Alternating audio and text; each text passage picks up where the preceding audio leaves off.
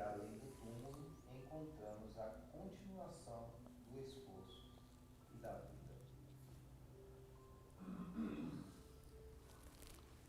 Vamos fazer uma oração para darmos início a esse nosso encontro dessa noite, tão especial, rogando ao nosso Mestre Jesus, nosso irmão maior, que possa nos abençoar nesse momento, envolvendo-nos, todos nós aqui presentes, encarnados e desencarnados, na tua luz, no teu amor,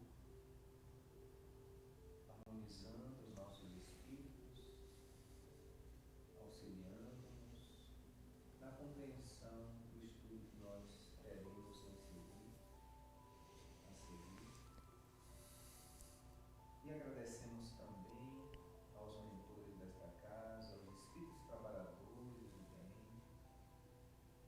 que estão aqui sempre nos auxiliando com um trabalho incessante de caridade e de amor, de devoção. Agradecemos a todos pelo auxílio na compreensão do estudo dessa noite. Agradecemos a presença de todos, encarnados e desencarnados. Muito obrigado. Assim seja. Boa noite a todos mais uma vez. Nós estamos aqui hoje, dia 6 de dezembro de 2000, 6 de dezembro de 2018. Tá bom. Uau! E quinta-feira estamos aqui, agradecemos imensamente a visita de todos, a presença do Dr. Sérgio Thyssen. A pronúncia está certa? Está. E ele hoje veio nos presentear com a sua presença, com a presença dele aqui na nossa casa, nossa pequena casa, e veio falar sobre o Evangelho e a medicina. Seja bem-vindo, doutor Sérgio.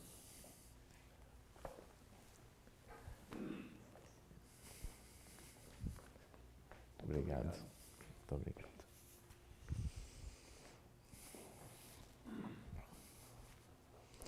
Muito boa noite.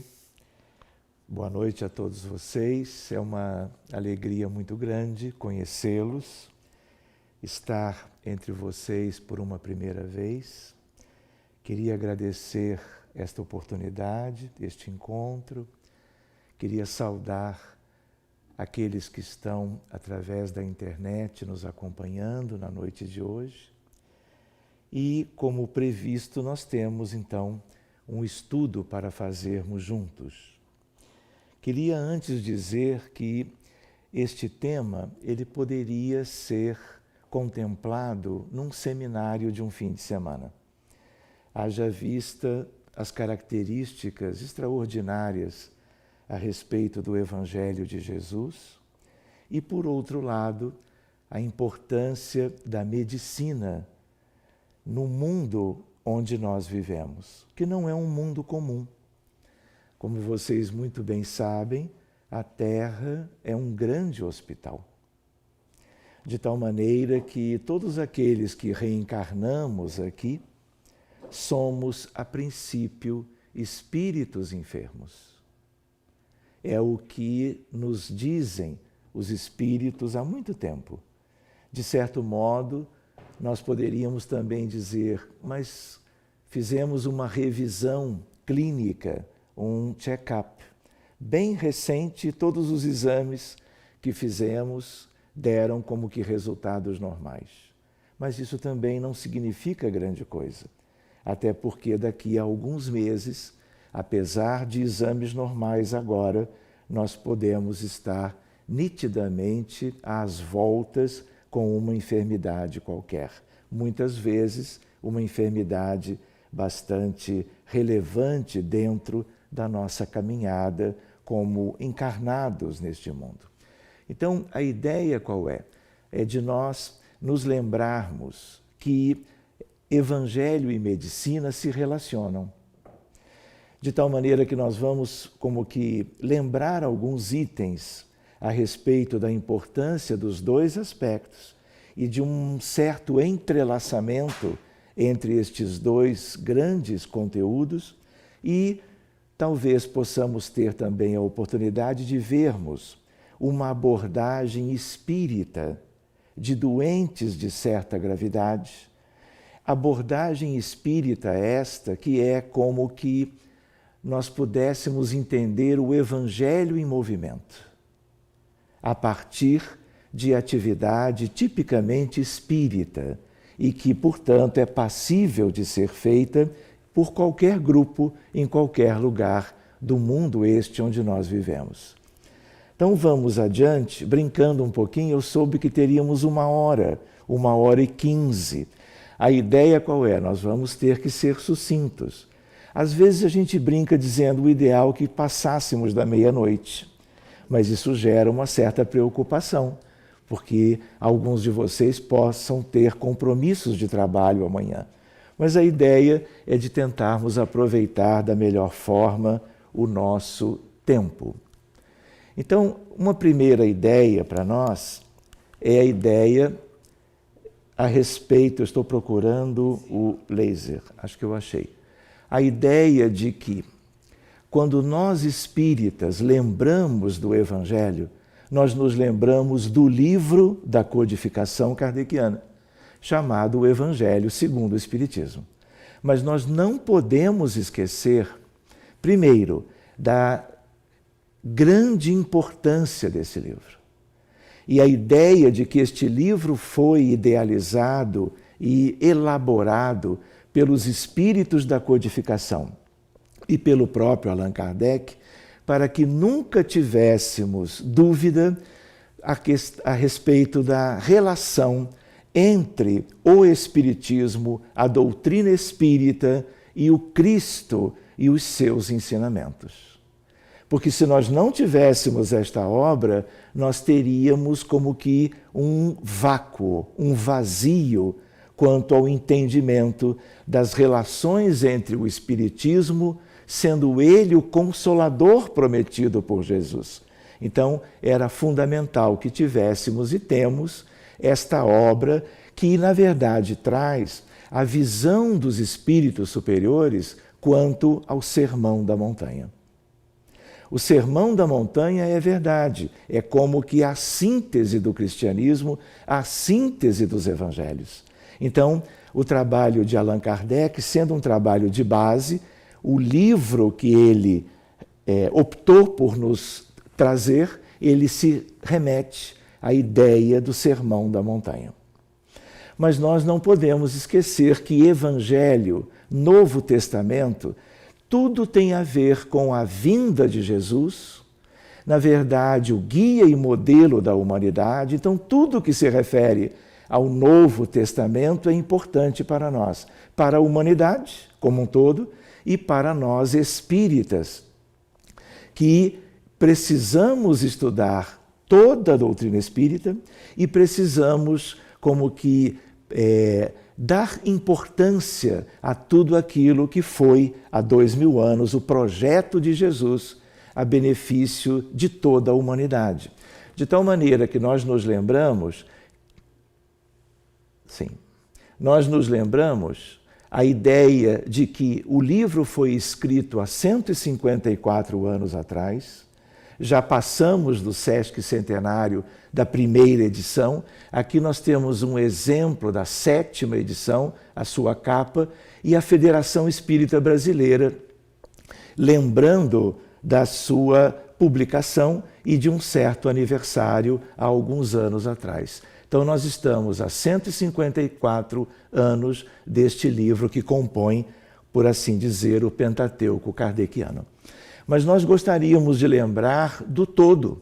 O Novo Testamento contém o Evangelho. E o Evangelho em si, eles contam para nós a respeito da vida de Jesus o Cristo, enquanto na Terra. A gente lembra, Jesus é a figura mais extraordinária no sentido do seu papel a nosso benefício. Se nós nos lembrarmos de um livro astro, que se chama A Caminho da Luz, nós vamos ver Emmanuel, pela mediunidade de Francisco Cândido Xavier, nos dizendo que quando a Terra ainda era incandescente, E isto se deu do ponto de vista cosmológico, do ponto de vista astronômico, há 4,5 bilhões de anos.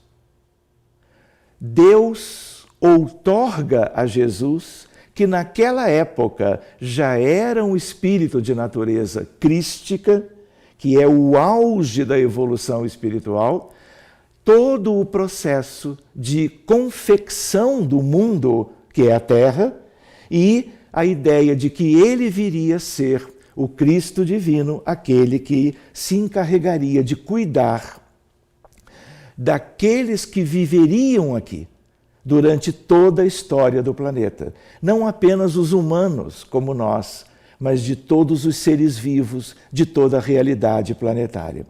Eu não sei se vocês têm ideia, quantos nós somos hoje na Terra? 7,5, talvez hoje mais para 7,6 bilhões de humanos. Estamos deixando de lado os sub-humanos. E a ideia qual é? Mas quantos nós somos do ponto de vista global? Porque 7,6 somos os encarnados. E aí nós podemos ter uma estatística. Mas e do outro lado da vida? Como é que nós podemos ter uma ideia disso? Nós não temos como fazer uma estatística, nós que vivemos do lado de cá, quanto ao que existe do lado de lá. Mas Emmanuel nos disse isso, no livro chamado Roteiro. No livro Roteiro, há um capítulo que se chama O Grande Educandário. Então, se a Terra é um grande hospital, também é um grande educandário. Neste capítulo, Emmanuel nos diz, somos, quantos? 10, 20 bilhões de seres humanos. Portanto, numa conta simples, temos 12,4 bilhões de espíritos desencarnados na atualidade. Um pouco mais, um pouco menos, porque ele havia dito isso há mais ou menos 70 anos atrás, quando o livro foi editado pela Federação Espírita Brasileira. Então, nós citamos, por enquanto, 2 livros astros. O que são livros astros? São 88 livros, pela mediunidade de Francisco Cândido Xavier, em que a própria FEB entende que são os principais livros editados por ela.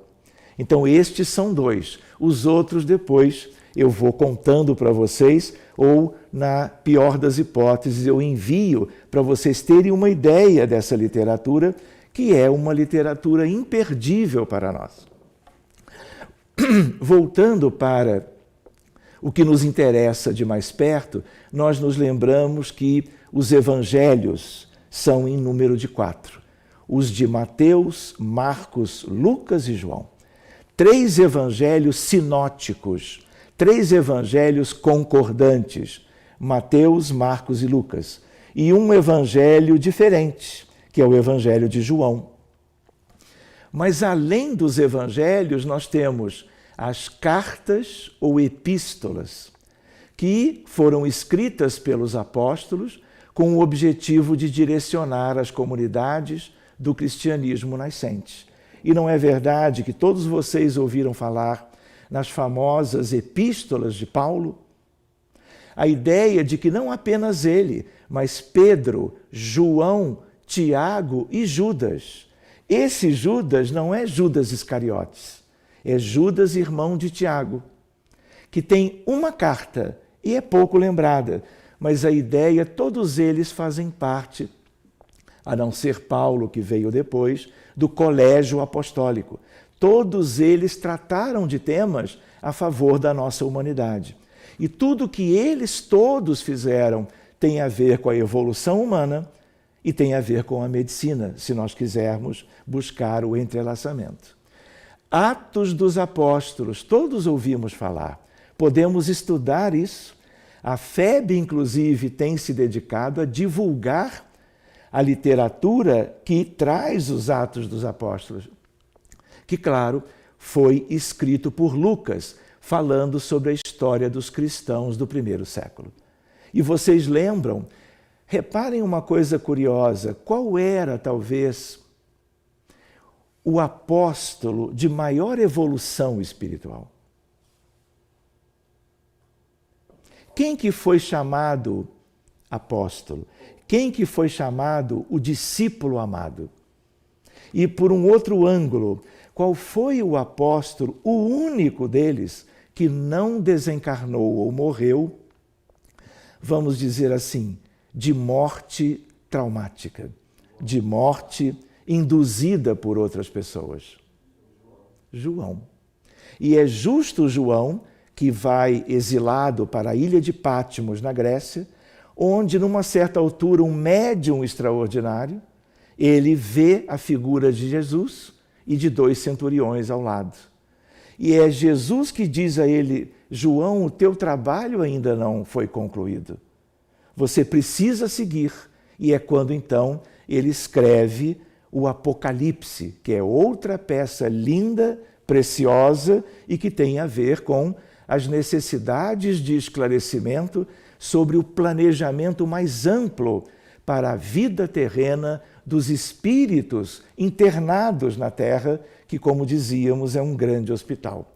Portanto, nós podemos nos deter apenas no Evangelho segundo o Espiritismo, porque a síntese de tudo está ali. Mas nós não podemos perder de vista que o guia e modelo, o sublime condutor de todos os povos, de todas as almas, de todos os aspectos de vida, quanto ao planeta Terra, na verdade tem a ver com uma série de outros elementos de estudos importantes. E tudo isto deve merecer, mais cedo ou mais tarde, as nossas atenções. Nós poderíamos dizer, desde o início das primeiras narrativas evangélicas até o Apocalipse de João, porque tudo tem a ver com Jesus.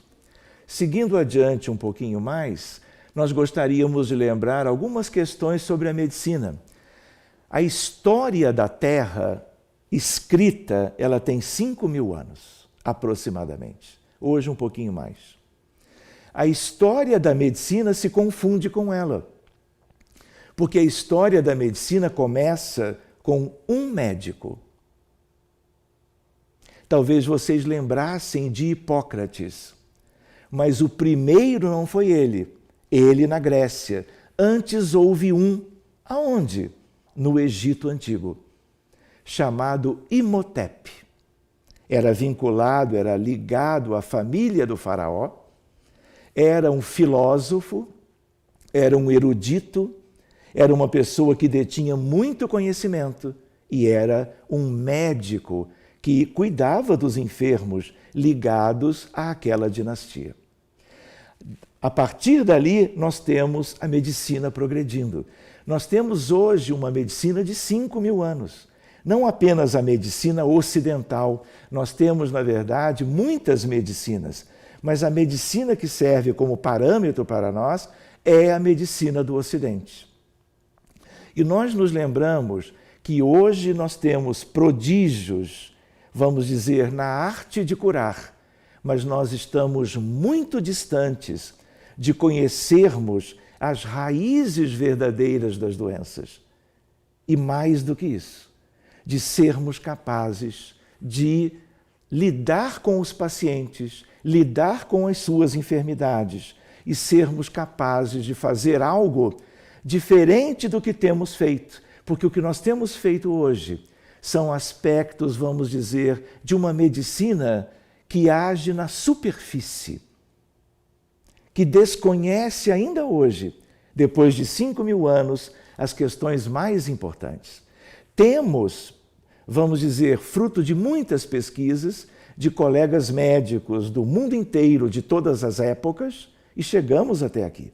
Mas estamos muito distantes, por quê? Por uma razão fundamental. Porque a medicina ainda vive um paradigma que é um paradigma materialista, em que ela contempla tão somente o corpo físico. E o corpo físico é uma vestimenta do espírito. O corpo físico é importante, claro, mas ele é descartável, no sentido de que ele tem vida transitória. se nós comparamos com a essência da vida em si, que é, vamos dizer, a vida do espírito, a vida da alma. E todas as doenças importantes começam onde? No corpo. Elas têm início nas raízes da vida, e as raízes sempre estiveram fazendo parte da realidade do espírito imortal. Então, esta mudança de paradigma, ela já começou. E é isso que nós vamos ver um pouco na noite de hoje. Então, nós estávamos nos lembrando a ideia de 5.000 anos de história, doenças físicas e mentais, elas existem aos milhares. De tal maneira que nós temos doenças antigas e doenças novas. Nós temos doenças que sempre existiram. Doenças que sempre existiram e existem até hoje. E outras que nós nem supunhamos e estão aí. Por exemplo, República Democrática do Congo. Nós tivemos, a questão de um mês atrás, 300 pessoas que desencarnaram em função de uma infecção pelo vírus Ebola. Vírus Ebola, há 100 anos atrás, era completamente desconhecido. A origem deste vírus ainda se pesquisa, mas está na realidade do ser humano. A ideia qual é? A ideia de que todos os mecanismos de doença ainda não são devidamente compreendidos. E isso nos faz com que estejamos sujeitos a adoecermos nas mais variadas circunstâncias, com inúmeros diagnósticos diferentes ao longo de cada existência. Nós gostaríamos de lembrar doenças agudas e doenças crônicas. E a ideia de uma medicina que nós estamos como que começando agora para compreendermos melhor. Nós tínhamos visto a ideia de uma medicina do corpo. Não é assim? Não é a questão da doença física que nos preocupa, mas nós nos lembramos que a medicina tem tantas limitações ainda hoje que ela acredita que haja uma doença física mesmo nas doenças mentais. Qual é o grande exemplo disso? A maior epidemia de doença mental da história da humanidade. Chama-se depressão. Aonde for o país que visitemos, depressão é um problema de saúde pública, grave. Mais grave ainda, porque de tudo que se conhece, é a maior ligação que existe entre alguma questão e o suicídio, que é outro drama, outra epidemia no mundo. De tal maneira que, por que a medicina ainda tem muitas limitações? Porque a depressão é tratada com medicamentos, com os antidepressivos, e é para ser assim, porque a medicina, na sua grande extensão, ainda não tem condições de uma abordagem diferente. Nós poderíamos dizer agora, depressão é doença do espírito, e no espírito deve ser tratado. Por que se usa o antidepressivo? Porque a medicina viu, identificou a diminuição dos neurotransmissores cerebrais. Entre os neurônios existem as sinapses. Para que as ligações se deem, nós temos que ter as substâncias, a dopamina, a serotonina, o GABA e outros. Os doentes com depressão têm uma diminuição disto a nível cerebral. E os antidepressivos são usados sabiamente para aumentar esses níveis e diminuir manifestações clínicas da depressão, diminuindo sinais e sintomas, diminuindo o sofrimento, ensejando até uma esperança de recuperação. Mas isto ainda é uma abordagem de uma medicina que ainda não conheceu propriamente as raízes das enfermidades. E isso está mudando. Então a ideia qual é? A ideia da limitação, uma medicina que usa de verificar as questões biológicas, mesmo nas doenças mentais, muito mais nas questões das doenças orgânicas, biológicas, como são aos milhares na Terra. Temos medicina alopática, que é a medicina convencional. Se você não adjetivar e falar em medicina, é esta. Mas existe a homeopatia, as alternativas diversas, a tradicional chinesa, a védica ou ayurvédica, a acupuntura e uma série de outras tentativas de comunidades de várias culturas para que tivéssemos elementos novos para contemplar a humanidade no sentido de poder sanar as várias doenças que nós temos na criatura humana até hoje. Então, nós estávamos falando de uma medicina, estávamos nos lembrando de algo, e uma ideia que é uma ideia espírita, tipicamente, é a ideia de um grande hospital. E este hospital, que é a Terra, não é o único. Nós poderíamos lembrar, a Terra gira, gravita em torno do Sol, que é a nossa estrela. Nós aprendemos isto na escola, não é verdade? Junto de um pequeno conjunto de outros planetas. Nós nos lembramos que o Sistema Solar pertence à Via Láctea. Via Láctea é uma galáxia de tamanho médio. Só esta galáxia, ela tem 200 bilhões de sóis, ou estrelas. A galáxia vizinha, como se chama?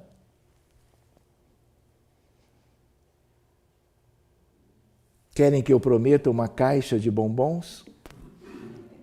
Mas não, para não devolver, né? Claro. Chama-se Andrômeda. Andrômeda tem 1 trilhão de sóis. Uma Andrômeda são 5 das nossas, vamos dizer, vias lácteas. A ideia qual é? Existem conglomerados de galáxias.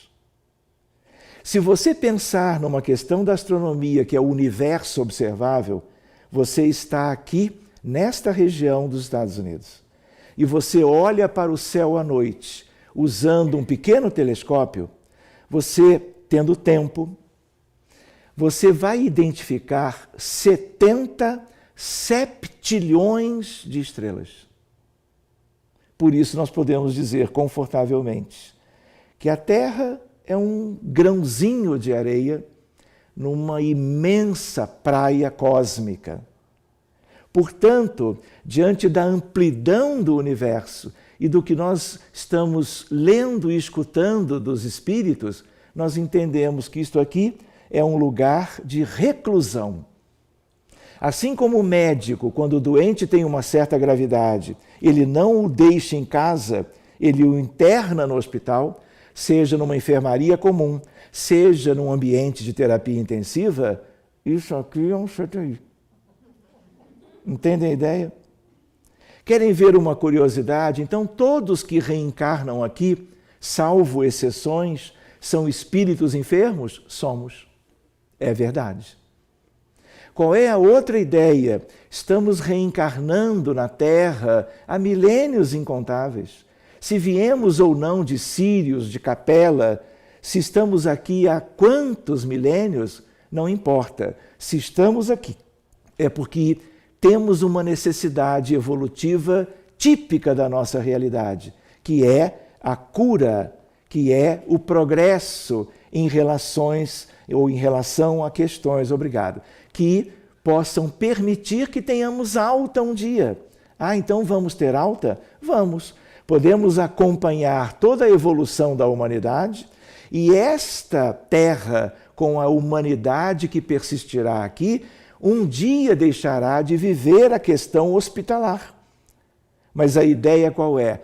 Espíritos como nós estamos aqui por necessidades específicas.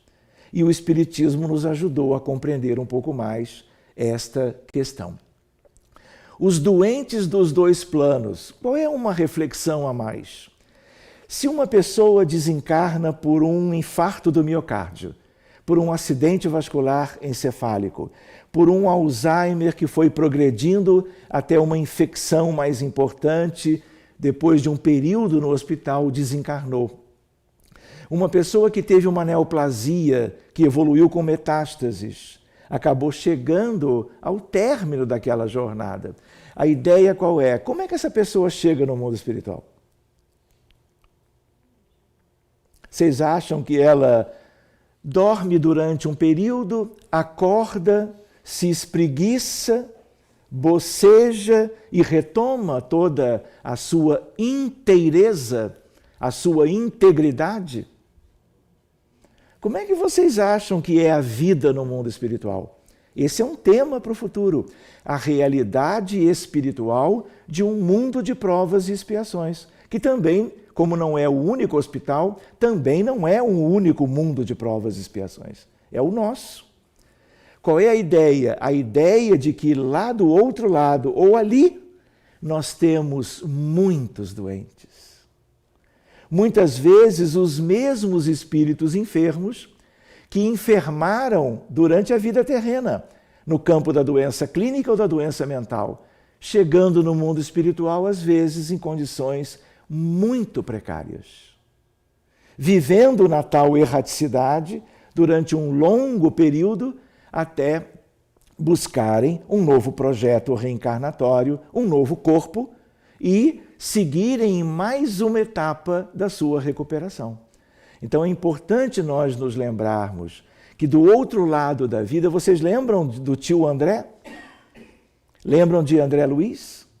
Médico, culto, conhecendo a realidade da vida àquela altura, mais ou menos um século atrás, desencarna, para onde ele vai? Doente, enfermo, para onde? Como é que vocês chamam aquele lugar? Vale a pena nós nos lembrarmos, a palavra umbral, ela merece ser adjetivada. Para onde André Luiz foi, que nenhum de vocês gostaria de ir após a morte, verdade? Chama-se umbral inferior. Por quê? Porque aqui do lado é umbral médio, mas é umbral também. Os que desencarnam e ficam nos hospitais, os que desencarnam e perambulam pelas ruas, os que desencarnam e ficam nas suas residências estão vivendo o umbral médio. E querem ver o mais curioso? Quando vocês leram o livro, todos leram? Quem não leu? Nosso Lar? A ideia qual é? Vocês não ficaram encantados com Veneranda? Quem introduz sobre a vida de Veneranda para André? Aonde? Na Câmara de Retificação. Quem era? Narcisa, lembram? A enfermeira. Na verdade, ela limpava a Câmara. Lembram? E ela dizia de Narcisa, uma das ministras. E ela dizia, André, ela tem 1 milhão de horas trabalhadas, sem tirar férias, sem se queixar, sem reclamar das suas atividades. 1 milhão de horas trabalhadas. Quando vocês viram a descrição da colônia, vocês não ficaram encantados com ela? Vocês não começaram a conversar mentalmente com Veneranda? Tia, quando eu morrer, por favor, reserve um cantinho, um lugarzinho para mim, para minha família, não é verdade? Ali também é umbral. Apesar de tudo aquilo, é um umbral superior. Um dia a gente podia ver, porque tem a ver com o nosso tema, inclusive, a ideia do que existe para baixo do umbral inferior. Lembram de Lísias, um instrutor? André perguntava, Lísias, o que são as trevas? E Lísias respondeu, está lá, na obra de André Luiz. E a ideia de que, além do umbral inferior das trevas, mais abaixo, muito mais abaixo, nós temos as chamadas zonas abissais. E o que é curioso, estas zonas inferiores são as mais populosas. Lembram dos 12,4 bilhões? A maioria está abaixo. Para cima da colônia Nosso Lar e de todas as colônias da chamada esfera do umbral superior, o que nós temos? Arte, cultura e ciência. Aí muda tudo. Mais alto do que esta, a esfera do amor fraterno universal. São espíritos bem diferenciados, que envolvem amorosamente a Terra como um todo. E a esfera mais alta é a do governo da vida. Vale a pena nós entendermos isso tudo. Por quê? Uma reunião mediúnica na casa espírita, na crosta do planeta, seja em que país for, em que cidade for, é um elemento de união entre todas as esferas, em que espíritos superiores trabalham a benefício dos espíritos em grandes dificuldades. Grandes dificuldades e doentes espiritualmente.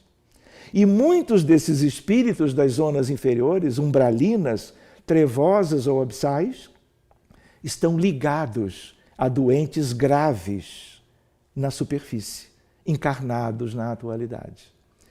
Muito bem, vamos seguindo adiante um pouquinho, vamos ver a ideia de hospitais no grande hospital. Nós temos os hospitais na matéria, em todo lugar, mais precários ou em condições melhores. Mas no mundo espiritual, o que mais nós temos são hospitais e clínicas, de todo tipo. E se não são estruturas hospitalares, são postos de assistência, são postos de auxílio para receberem espíritos com dificuldades, egressos de vidas ou de reencarnações onde viveram seus dramas, incluindo aqueles dramas a partir de questões das doenças que eles viveram. Crônicas, agudas, antigas e novas, e assim por diante. Esse conhecimento, ele brota da literatura espírita cristã. Se vocês quiserem ver sobre essa ideia das esferas de vida, há um livro publicado pela Federação Espírita Brasileira, a questão de uns 25 anos atrás, de um autor encarnado, chamado Mário Frigueri. Uma edição bem nova foi colocada à disposição pela FEB agora há pouco. O livro se chama As 7 Esferas da Terra. Eu até diria, não é livro astro, mas é como se fosse. É uma leitura valiosa para nós entendermos o mundo, entendermos o futuro melhor do que com os elementos que nós tínhamos até então. Nosso lar e as colônias, a importância da mediunidade nessa questão entre o espiritismo, o evangelho e a medicina. A ideia do que nós vamos ver daqui a pouco tem a ver com a importância da mediunidade, para que nós entendamos esse processo de um grande hospital aos bilhões de enfermos e como nós podemos lidar com isso de uma maneira mais positiva. Incluindo a mudança de paradigma, porque o Espiritismo, pela sua origem, consolador prometido, incluindo o Evangelho segundo o Espiritismo, é como que a ferramenta para nós espiritualizarmos a vida. O Espiritismo lança luzes sobre todo o conhecimento e não podia deixar de ser. Ele ilumina a medicina. E a grande mudança paradigmática da medicina, a medicina do porvir, a medicina do futuro, é a medicina espírita, que já começou. E nós vamos ver um pouco por que nós dizemos dessa forma. A medicina espírita.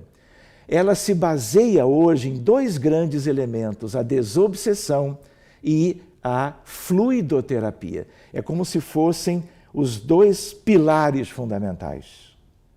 Então, uma abordagem espírita dos doentes, ela vai, por enquanto, sendo feita no centro espírita. Mas daqui a pouco, e nós já temos isto no Brasil e alguns outros países que nós já visitamos, a ideia de que hospitais formais, convencionais, de vida acadêmica, inclusive, tendo grupos mediúnicos e médiuns passistas transitando pelas enfermarias. Grupos mediúnicos para assistência aos doentes internados nos hospitais. No futuro, nós vamos ver isso em todos os hospitais. O Espiritismo não veio para ser um elemento específico para os espíritas. Como a origem da doutrina espírita é Jesus, ele veio para abraçar o mundo, para oferecer o conhecimento novo a todos os aspectos da vida humana. E em relação à medicina, talvez seja a fronteira mais nítida. Mas o Espiritismo estabelece fronteira com o direito, com a magistratura, com a pedagogia, com a sociologia, a filosofia e assim sucessivamente. Querem ver uma fronteira que nós não podíamos pensar? O Espiritismo e a astronomia. Mas isso eu conto depois da meia-noite. Porque o nosso tema hoje é outro. Brincando um pouquinho. Então a ideia qual é? Com isto, a ideia de vermos o centro espírita hoje, e o será durante muito tempo, reproduzindo a casa do caminho de Pedro. Não é assim? O que havia na casa de Pedro? Duas coisas fundamentais: acolhimento. Os doentes da Galileia como um todo, da Judéia, de Jerusalém, da Idumeia, das áreas correlacionadas, de Cafarnaum, inclusive, vinham ter com Jesus e os apóstolos. E eles eram acolhidos, alimentados, higienizados, tinham teto, de tal maneira que, além de tudo isto, eles ouviam a palavra esclarecedora da Boa Nova. Aí vale bombons. Quem fazia isto? Quem era que detinha, naqueles primeiros tempos do cristianismo, a Boa Nova no altar da consciência e no coração?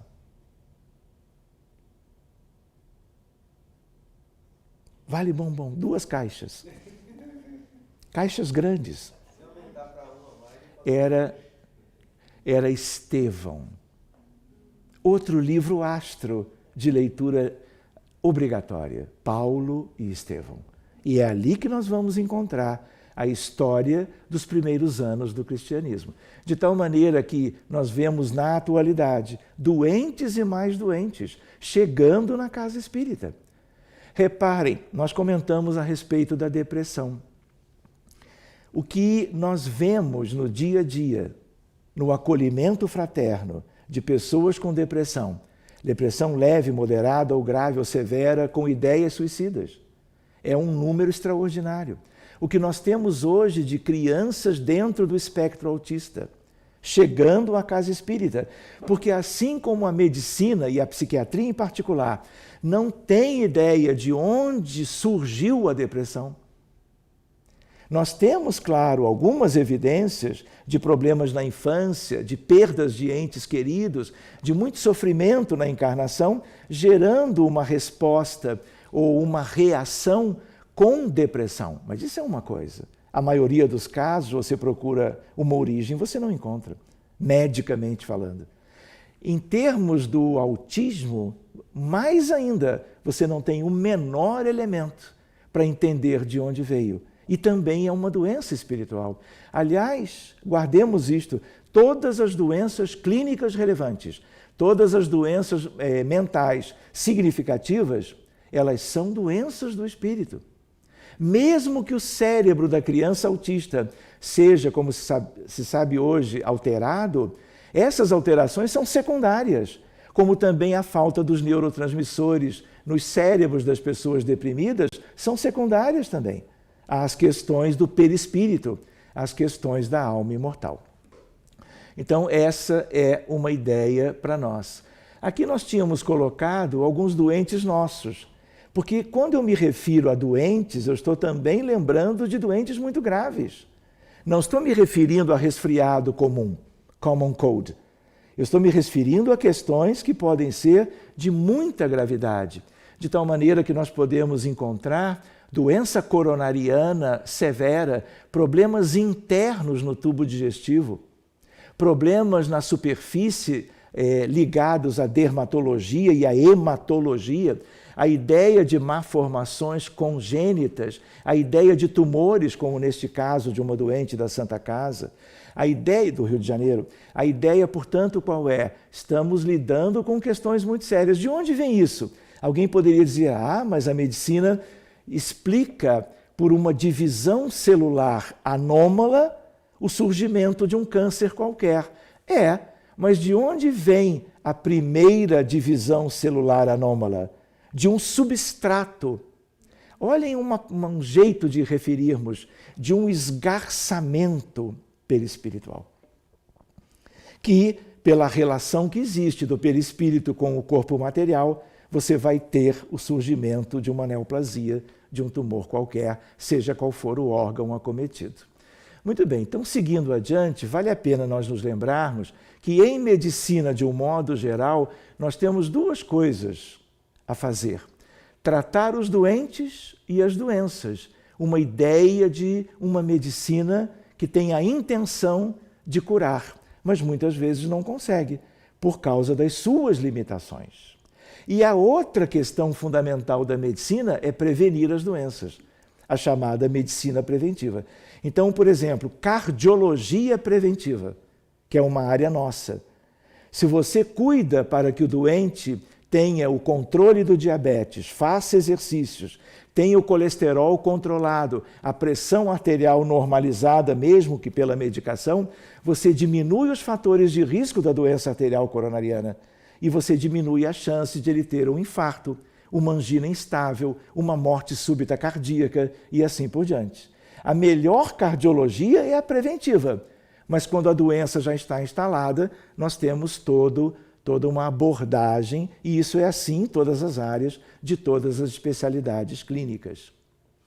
Quando nós colocamos os caminhos da cura do corpo e da alma, isto é um tema também para uma abordagem específica, mas é para nós nos lembrarmos de uma questão interessante. Níveis diferentes de cura. Uma coisa é você retirar um tumor de um paciente com um tumor maligno qualquer e depois submetê-lo à radioterapia e quimioterapia. O doente pode ter, 5 anos depois, critérios de cura, porque, de certa maneira, a doença foi, em parte, retirada cirurgicamente e, em outra parte, aquilo que são aspectos dela também atenuados pelo tratamento complementar. Mas que nível de cura é este? Faltou alguma coisa? Faltou. E se algo mais não for realizado pelo próprio doente, na mesma encarnação ou numa encarnação futura, dependendo do estado que restou do seu perispírito e de sua alma, no novo corpo, ele vai transferir de novo o que está no perispírito, que vai para a vida futura, num modo análogo. Então, isso nos faz lembrar a ideia de que existe uma medicina que vem de fora para dentro. Qual é a ideia? Os medicamentos, a radioterapia, a químio, a própria questão da psicoterapia, tudo isso são elementos de ajuda que vem de fora. O passe, a fluidoterapia espírita, a água magnetizada, tudo isso não são elementos que vêm de fora? Todo esse conjunto nos ajuda, mas isso não é tudo, porque cura a nível específico vem do próprio paciente, vem de dentro. A ideia do autoconhecimento, a educação dos sentimentos, reforma íntima, transformação pessoal. Não é verdade que ao redor do mundo nós temos milhares e milhares de centros espíritas? Quantas e quantas pessoas, de todas as nacionalidades, ou quase todas, estão assistindo às palestras público-doutrinárias, estão lendo a literatura espírita cristã, frequentando as instituições espíritas. Isso ajuda muito, mas isso não é tudo. Aí vem o Evangelho. Enquanto nós não tivermos o Evangelho pulsando, vibrando, fazendo parte da nossa realidade interna, nós não estamos como que fazendo aquilo que vai ensejar a nossa recuperação definitiva. E vamos continuar adoecendo com uma certa frequência.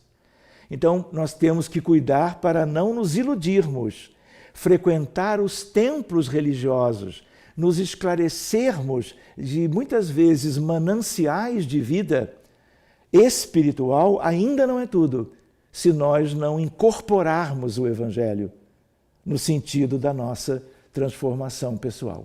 Seguindo adiante, quando nós falávamos os caminhos da cura do corpo e da alma, cura do corpo é uma coisa, mas qual é a busca que nós temos que reter e que ter como uma meta para nós. É a cura da nossa alma, do nosso espírito. E como que isto pode ser obtido? Evangelho. Daí a relação entre Evangelho e uma medicina que nós ainda não tínhamos para nós. E o Espiritismo, como nos ajuda a estudar o Evangelho, a reconhecer com os autores espirituais desencarnados toda a grandeza do esforço de Jesus pelas ovelhas do seu rebanho, ovelhas todas enfermas, nós vamos então tendo uma perspectiva melhor de nos curarmos.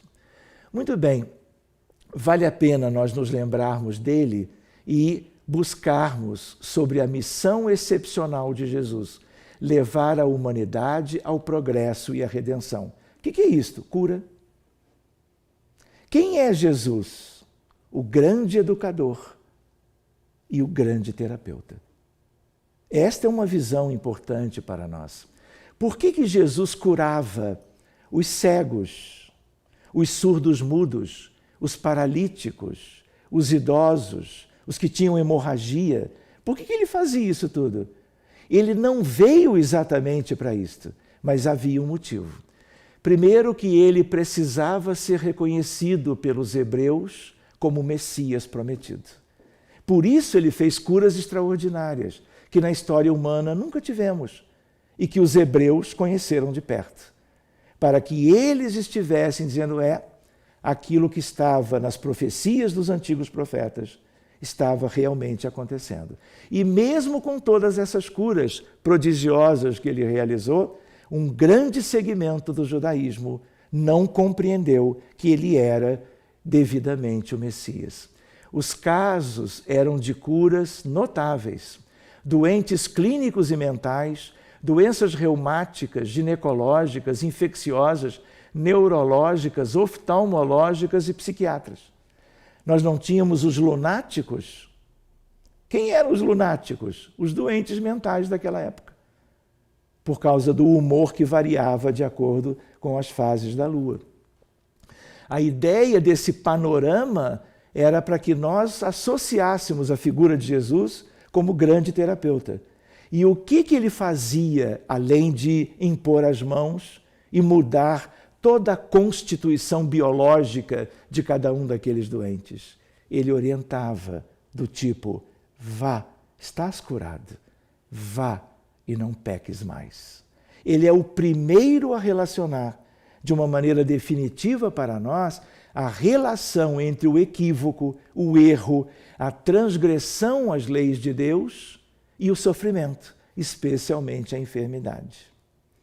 Então, ele também é o grande terapeuta por isso.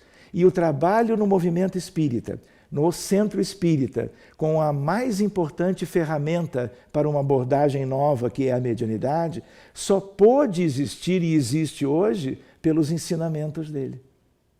Vamos ver isso de perto daqui a um minutinho. Ensinar a humanidade sobre uma medicina excepcional.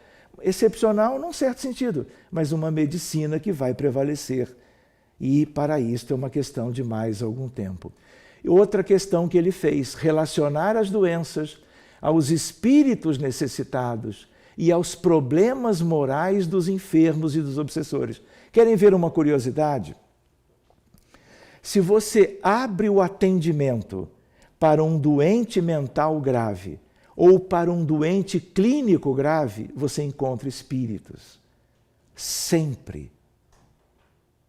De tal maneira que quando você cuida do contexto que liga o doente de hoje, encarnado, e os espíritos desencarnados com aquele doente, o doente evolui de um modo completamente diferente.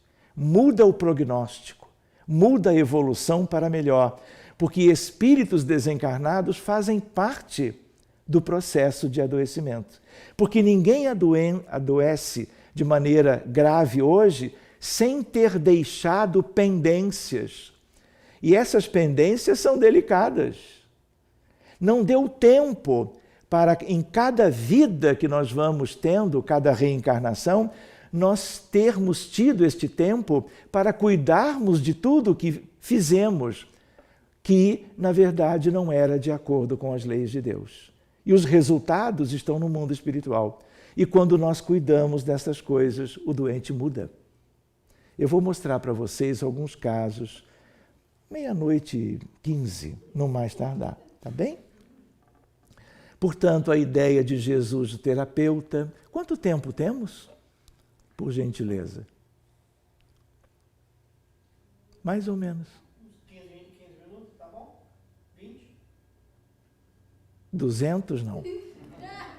Tem que até fazer o cálculo. É verdade.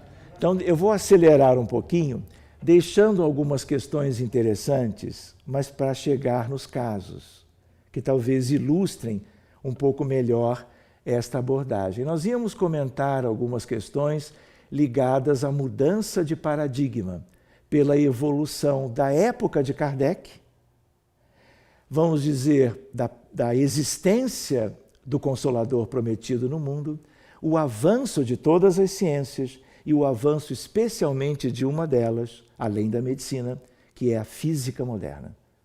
A partir do 14 de dezembro de 1900, nós tivemos uma questão extraordinária na ciência humana, que é a ideia da quantização da energia. Surgiu a física nova, que inclui a mecânica quântica e a teoria da relatividade. Isso mudou o mundo. Mas nós estamos exatamente trabalhando numa fronteira entre a medicina, a física moderna e o espiritismo. É uma fronteira tríplice para que nós possamos ter, vamos dizer, neste exercício, nesta prática, vamos dizer assim, resultados melhores do que tínhamos antes. E graças ao espiritismo e ao trabalho no Centro Espírita. Tivemos uma questão de uma pausa, isso tem uma importância histórica, Primeira e Segunda Guerras Mundiais, 2 paradigmas, o materialista e o espiritualista, olhando os mesmos fenômenos. A amplidão da alma humana, nós íamos ver alguns detalhes. O que nós não podemos saber, deixar de saber sobre Jesus? O Jesus apresentado pelo Espiritismo, mas ainda não examinado. Ele, em uma nova perspectiva, um grande educador, um grande terapeuta. Aspectos outros sobre doenças e doentes, as curas realizadas por ele de todos os tipos. Lembrando de quem? Do Evangelho. Dos Evangelhos. Os Evangelhos concordantes, Mateus, Marcos e Lucas, e o Evangelho de João. De tal maneira que a medicina, de ciência médica à espiritualidade. Uma vez esta conquista, a medicina jamais será a mesma. Humildade e saúde, a verdadeira profilaxia, tem a ver com uma publicação de Emmanuel. E, por último, você conhece Natanael Ben Elias? Vão conhecer, mesmo que seja um pouco mais tarde. A ideia qual é? Lembrando de Jesus, pelos evangelistas, chamado como Filho do Homem, o Príncipe da Paz, o Cordeiro de Deus, o Cristo, o Alfa e o Ômega. Como nós temos num livro extraordinário, febiano também, de leitura, eu diria, muito recomendável. Nós acabamos de fazer a revisão, tanto a revisão da nova ortografia, como a revisão de alguns aspectos técnicos, científicos. É uma obra mediúnica. E este espírito que é áureo é Pascal, Blaise Pascal, que era físico, era filósofo e era cristão. Ele, no mundo espiritual, 300 anos depois, falando de questões que nós precisamos conhecer de perto. Pois bem, o médium já desencarnado, Hernani Trindade Santana, e fica então a sugestão da sua leitura. E é nesse livro, só para concluirmos aquela etapa das referências a Jesus, no seio excelso do Criador incriado, que quem é? Não é Deus? Reparem, é no capítulo do livro chamado Filho do Homem, que se refere a Jesus. Tem a ver com a profecia do profeta Daniel, do judaísmo. Quando ele, num sonho à noite, vê como que Deus entregando a Jesus a outorga divina da condução de todos os aspectos da evolução do orbe terreno, incluindo, claro, a sua humanidade desde sempre. Pois bem, pontificam os Cristos divinos, os devas arcangélicos, cuja sublime glória e soberano poder superam tudo quanto de magnificente e formidável possa imaginar, por enquanto, a mente humana. Jesus é o Cristo planetário terreno, mas todas as humanidades têm os seus Cristos, como se Deus só desse a espíritos da natureza evolutiva mais alta a condução de orbes, de moradas, das muitas moradas infinitas da casa do Pai. São eles que, sob a inspiração do Supremo Arquiteto do Universo, presidem no infinito à construção, ao desenvolvimento e à desintegração dos orbes, fixando-lhes as rotas, as leis fisioquímicas e biomatemáticas e gerindo seus destinos e os de seus habitantes. Seguindo adiante. Vou deixar por causa da hora, tá bem? Muito bem, posso mostrar? Qual é a ideia de nós trazermos casos ilustrativos? Para que a gente talvez assim sedimente melhor o que tem a ver com o Evangelho de Jesus. O Evangelho redivivo. O que é o Evangelho redivivo? O Evangelho sob a perspectiva dos Espíritos, a partir da doutrina espírita. Da obra kardeciana como um todo e das obras ligadas à psicografia de Francisco Cândido Xavier, Emmanuel, Humberto de Campos e André Luiz especialmente. De tal maneira, vou contar um caso mais simples para começar. Letícia é uma moça de 14 anos, nós estávamos em Genebra, terminando um encontro sobre medicina da alma. A dirigente espírita, uma brasileira que fundou o primeiro centro espírita na Suíça, quando ela viu a apresentação, no finalzinho ela tocou no meu antebraço e disse: Sérgio, temos um caso para você. Quando ela diz você, não sou eu, é para uma equipe de possibilidades de ver aquilo. E aí sentamos para conversar e ela conta essa história. Quando ela conta a história, eu digo: Terezinha, faça-me o favor, convide a moça e os pais para virem conversar amanhã na sua casa, porque no outro dia eu já ia para outra cidade. E ela fez isso. Então era uma moça que aos 14 anos, ela vivia numa aldeia, né, perto de Genebra, ela começa a ver vultos escuros, encapuçados, vestidos com túnicas pretas e com um olhar ameaçador para ela. E ela ficava completamente desarvorada. Falou para os pais, foram 3, 4 episódios, e os pais, sem saberem o que fazer, o que é isto? Vocês imaginem isso na Suíça. Se fosse em país onde o espiritismo é melhor conhecido, teria tido um encaminhamento diferente. O que eles fizeram? Levaram ao psiquiatra na Suíça. E o que o psiquiatra convencional, que só conhece, como na maioria da psiquiatria mundial, uma psiquiatria que está aí. O que ele lembra? De alucinação. Ela está alucinando e qualquer um que não tinha e agora alucina tem esquizofrenia. Foi o rótulo, foi o diagnóstico. E quem faz o diagnóstico de esquizofrenia faz o quê? Medica com antipsicóticos. Ela recebeu os antipsicóticos, não teve melhora nenhuma. Continuou tendo as crises. E ela tinha crises de visão desses espíritos, tanto em sonho como acordada. Conversamos a respeito e eu disse para os pais e para ela: olha, isso não é esquizofrenia.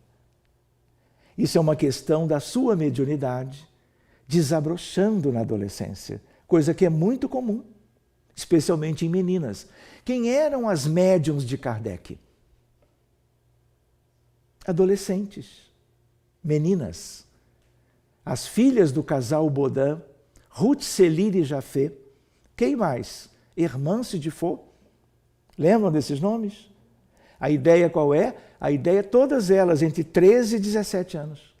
Pois bem, conversamos sobre o mundo espiritual, sobre mediunidade, sobre a naturalidade dos fenômenos, porque eu tinha uma ideia, por experiência prévia, que cuidando das causas, a coisa ia mudar.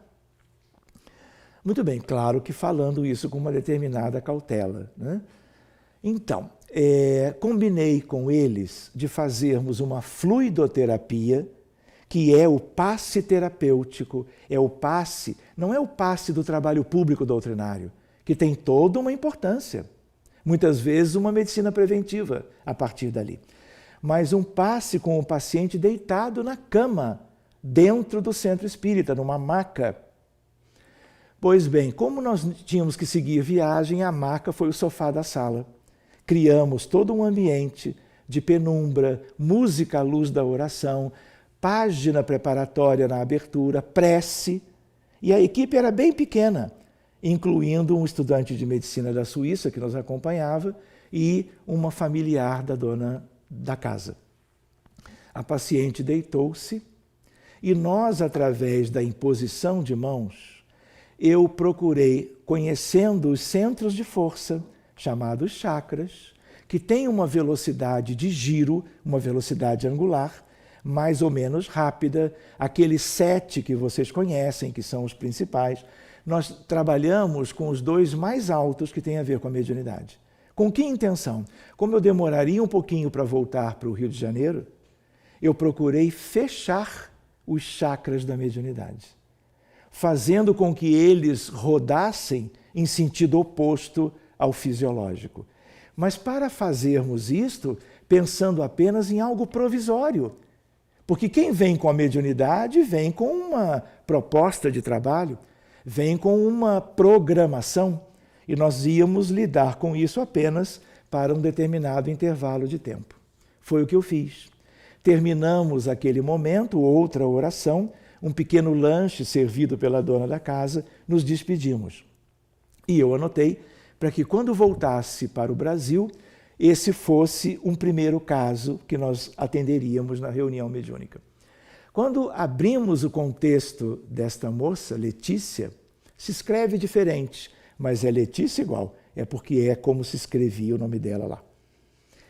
Eu até imaginava que seria um diálogo um pouco mais, vamos dizer assim, trabalhoso, mas não foi. Veio o líder daquele grupo. E eles cobravam a presença dela.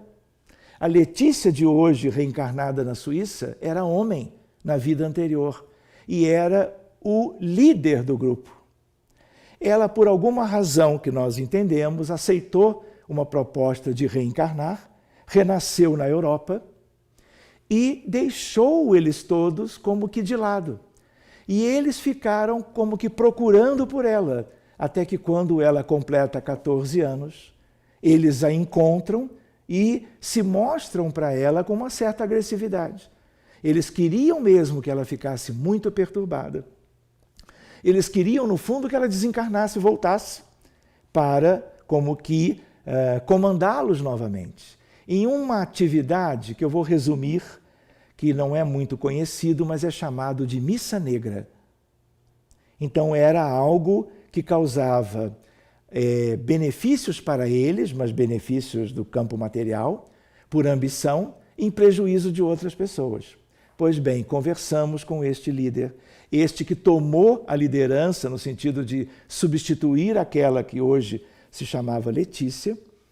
Conversamos e mostramos para ele que foi apenas uma espécie de tempo para que eles também tivessem a mesma chance. Ele desconfiava, porque ele não nos conhecia, e aí eu mostro para ele claramente a vida futura que ele teria. Quando eu mostro, é um salto quântico para o futuro. É uma equação de tempo que num plano mental, no plano espiritual, você pode realizar, desde que a bem do trabalho a benefício das pessoas. Quando ele viu o cenário, ele desiste de tudo.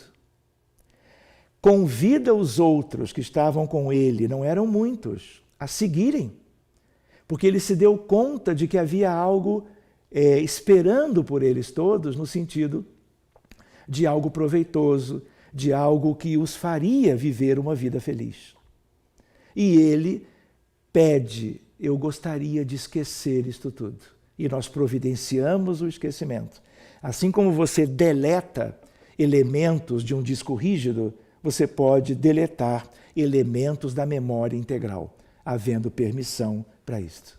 E eles foram desligados da Letícia e foram levados para uma esfera de vida melhor, que seja aquela que nós todos gostaríamos, o umbral superior. O mais interessante, ficou claro para nós, que eles reencarnariam, pelo menos o líder, tendo Letícia como mãe. Porque, de certa maneira, ela era responsável por algumas questões um tanto antiéticas e ela seria agora responsável pela educação deles, como que invertendo e fazendo um novo trabalho. Muito bem, reparem, nós colocamos desse modo: moça suíça de Genebra, lá na região de La Roche-sur-Foron, 14, trazida pelos pais. Há 4 meses as visões. Tratamento psiquiátrico com antipsicóticos sem melhora, pais atenciosos. Diálogo com todos e orientação sobre mediunidade, visões, naturalidade de tudo aquilo, mundo espiritual e assim por diante. Enfatizamos o bom prognóstico, desde que com o devido tratamento. Fluidoterapia lá mesmo, em casa de pessoa amiga, dirigente espírita, com fechamento dos centros de força superiores relacionados à mediunidade. Fechamento, entre aspas. Os chakras estão ali girando, mas o suficiente para não permitirem a sintonia com ninguém do mundo espiritual por algum tempo. Pois bem, tratamento do contexto espiritual, desobsessão já na volta para casa. Muito bem, o que acontece? Passaram-se 3 semanas e eu não soube mais do caso. E eu geralmente deixo um cartãozinho com o e-mail. E aí eu recebo um e-mail escrito em francês, que não é tão comum como às vezes em outros idiomas. Abri para ver. E aí eu me dou conta, ela escreve: Depuis notre rencontre, ça va mieux. Depois do nosso encontro, eu vou melhor. E ela diz, bem adolescente: eu vos agradeço por tudo. E aí ela diz, tchau. Era o que ela queria me dizer e era o que eu queria saber. E o mais interessante, ela escreve no PS, Je me rappelle avoir vu la porte se fermer lors de notre rencontre. Eu me lembro de ver a porta se fechar depois do nosso encontro. Ela é uma médium com tanta clareza de visão, naquela altura, que quando eu fazia naquela fluidoterapia o fechamento, ela via do lado dela a porta com a espiritualidade se fechando. E esse fechamento é transitório, porque ela tem um projeto com a mediunidade. Muito bem, a princípio curada, jovem e adolescente no desabrochar da mediunidade, com alguma perturbação, o que é comum. Para a psiquiatria, doença mental, esquizofrenia, abordagem espírita, tratar a causa. A ideia qual é? A ideia é de que este é um caso, vamos dizer, ilustrativo. Letícia nunca mais teve nenhum problema do gênero. Hoje ela é uma evangelizadora da infância e da juventude na Suíça. E Letícia é médium da casa, porque, claro, eu fechei transitoriamente, apenas como um artifício benéfico, mas transitório, e ela também hoje é uma das médiuns da casa, para que a gente tenha ideia dessa possibilidade. Lembrando que, se não fora isso, talvez hoje, alguns anos depois, ela ainda estivesse robotizada em função das drogas antipsicóticas que estariam sendo testadas, somadas umas às outras, para o controle das manifestações que eram tipicamente mediúnicas, de uma vidência simples. Posso contar? Rodolfo. Conto? Rodolfo, um jovem no Rio de Janeiro, inteiramente normal. Faz uma pneumonia comunitária, um germe comum, um pneumococcus. Em geral, pode curar sozinho. E se toma antimicrobiano, antibiótico, cura com mais facilidade. Ele usou isso tudo e aconteceu o oposto. Ele agravou, fez uma pneumonia extensa bilateral grave com insuficiência respiratória aguda. Foi internado em terapia intensiva, talvez a melhor terapia intensiva do Rio de Janeiro.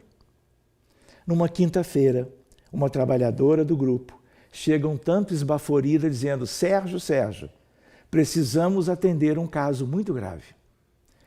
A esposa de Rodolfo ligou para essa trabalhadora e diz: olha, os colegas da terapia intensiva vieram hoje pela manhã conversar comigo dizendo: olha, não temos mais esperança de que ele se salve. Por quê? É mesmo um caso médico inusitado.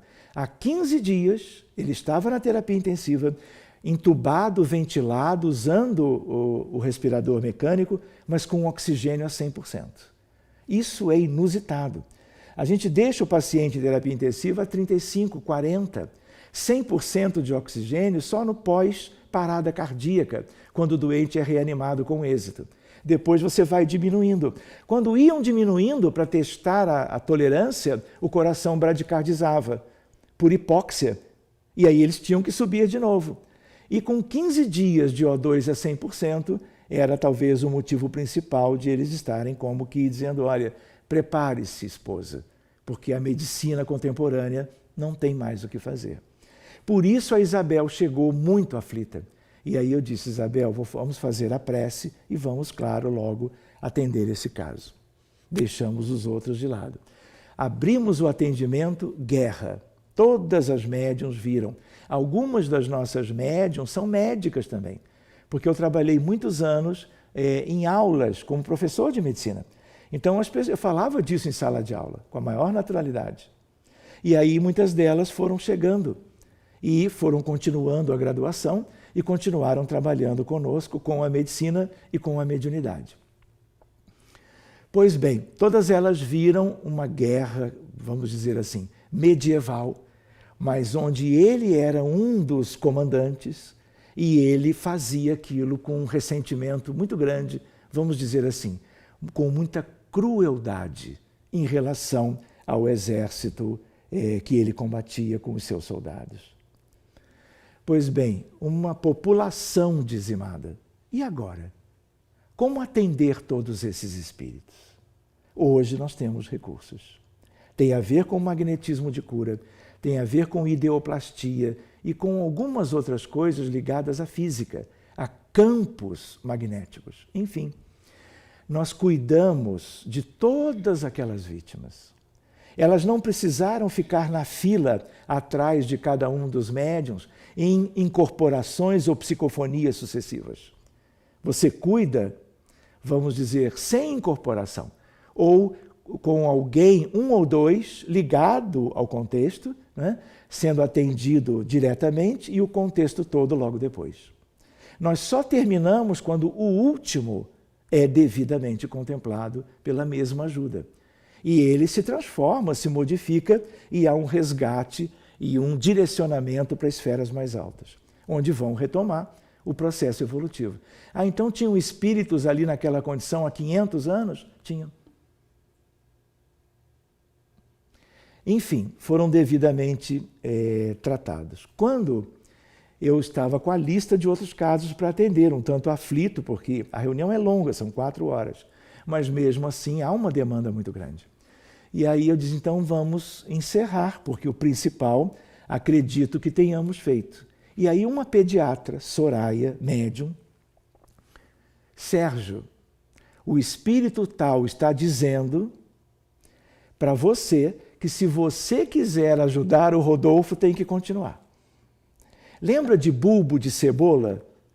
Isso que nós tínhamos visto era uma camada importantíssima, porque muitas vítimas do passado desse espírito, hoje reencarnado no Brasil, Rodolfo. E a ideia qual era? Nós tínhamos que lidar com outro contexto. Era um contexto delicado da vida atual, havia uma trama contra a vida dele, por questões do trabalho profissional.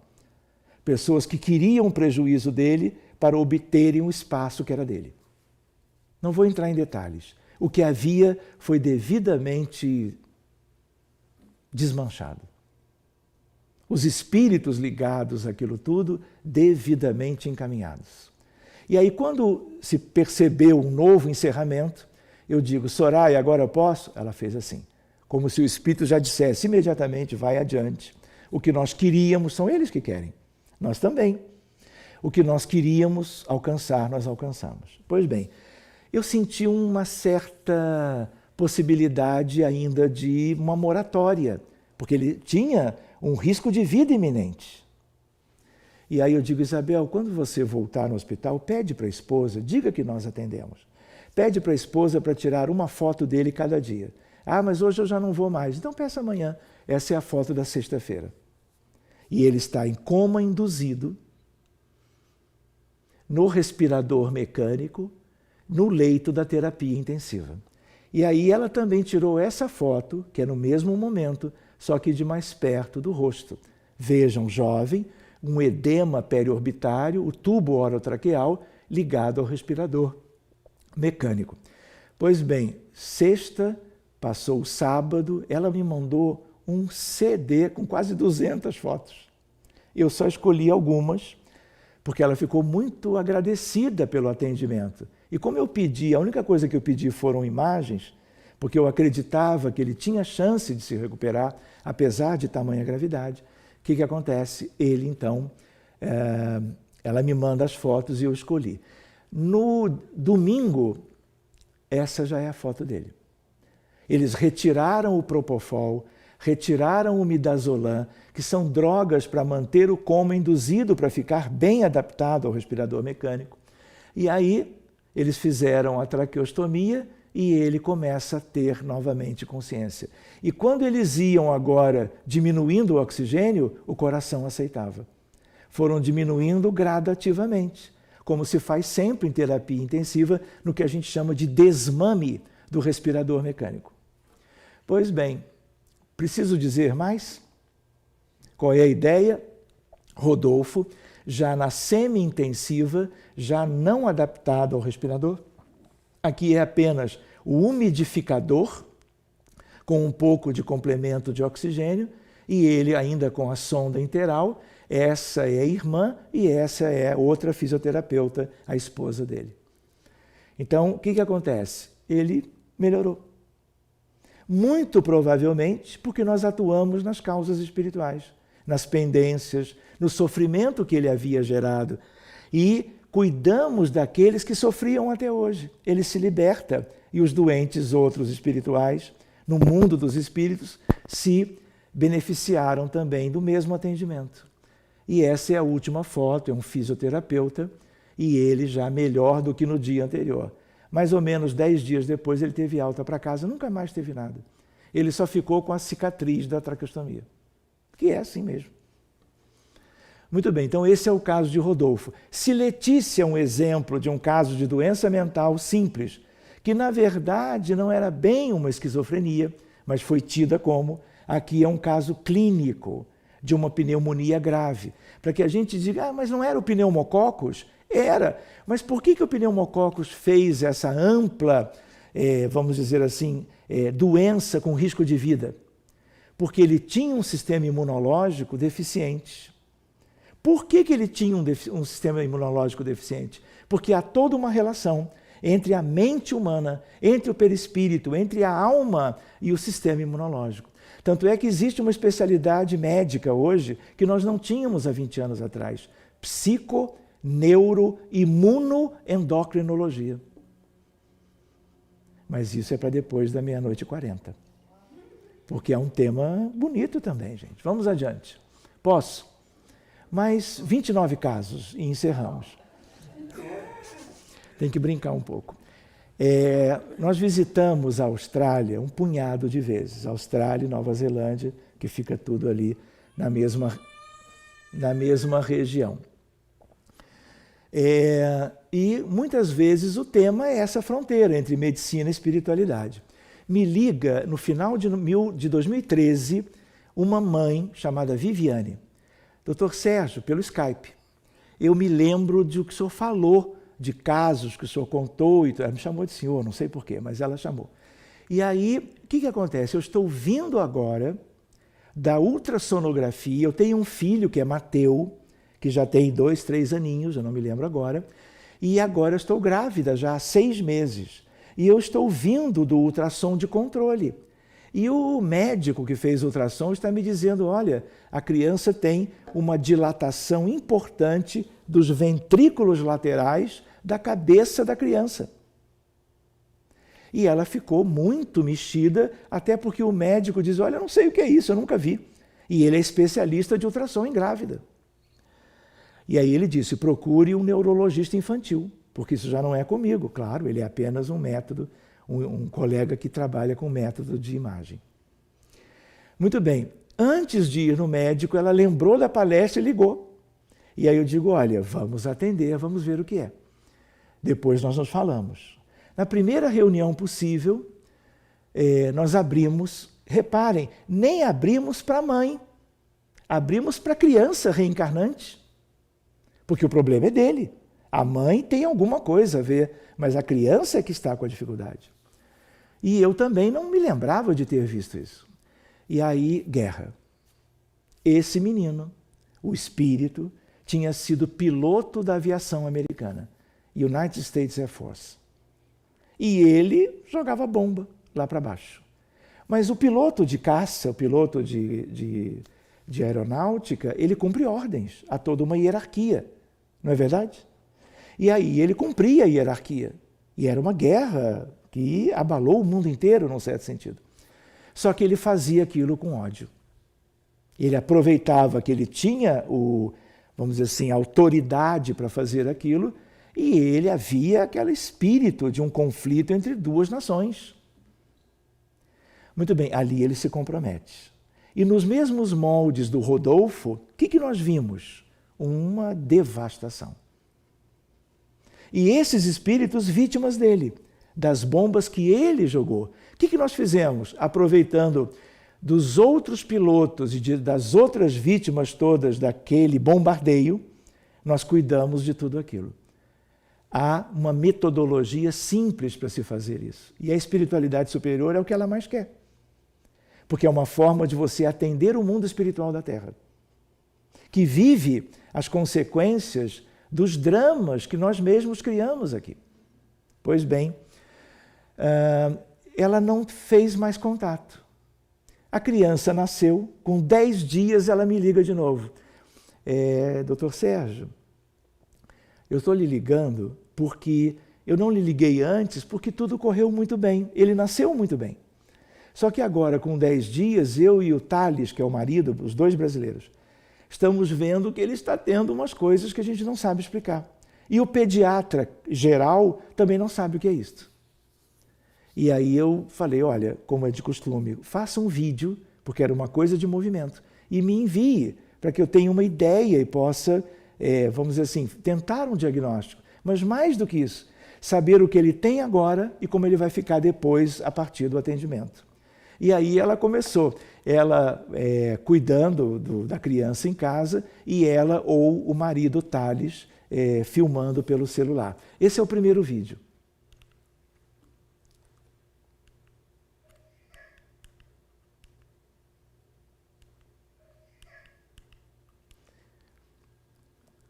Deixa eu ver se eu consigo. É mais ou menos, esse é o segundo vídeo. Mateu não é ele, Mateu é a almofadinha do irmão.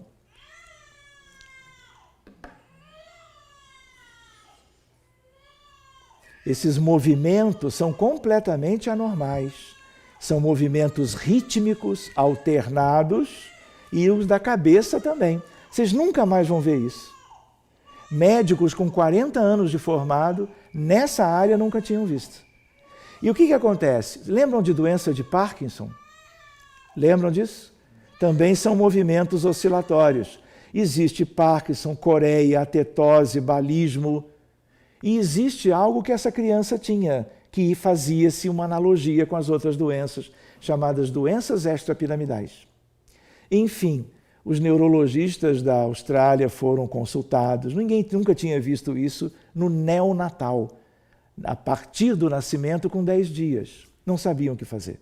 Pediram todos os exames, todos os testes genéticos, biológicos e assim por diante. Muito bem, nós atendemos o menino uma segunda vez. Na primeira vez era uma guerra. Quando abrimos, a partir deste vídeo, abrimos novamente, era outra guerra, a do Camboja. Vítimas, vítimas, vítimas.